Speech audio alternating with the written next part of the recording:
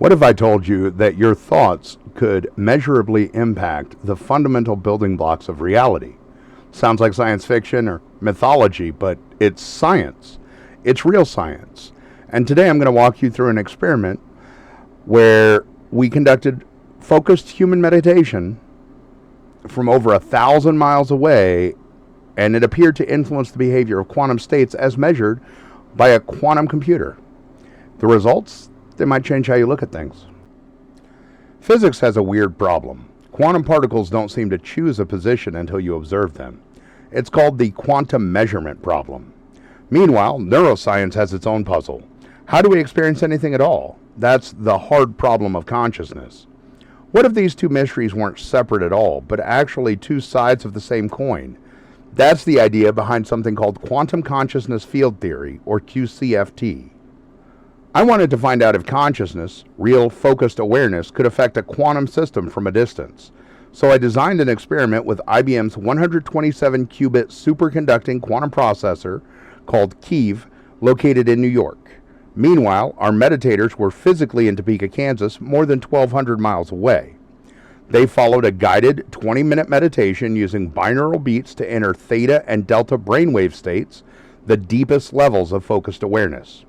I submitted quantum jobs in sync with these sessions to measure coherence, which is the purity of quantum states, interference, which is the wave-like behavior, entanglement, which is the quantum connection, and entropy, the randomness or disorder.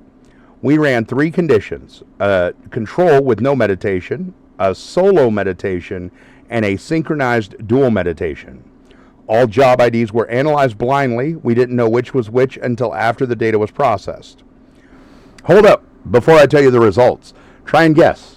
Go ahead and put your answers in the comments. Here's what happened. During meditation jobs, coherence went up, entropy dropped. The most dramatic shift happened during synchronized meditation, with both meditators focusing at the same time, again in Topeka.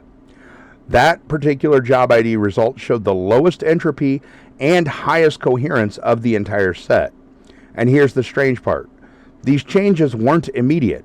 They lasted over an hour, fading gradually like ripples in a pond. We modeled the decay with an exponential function. The half-life of the meditative effect, about 51 minutes. All this from 1,200 miles away.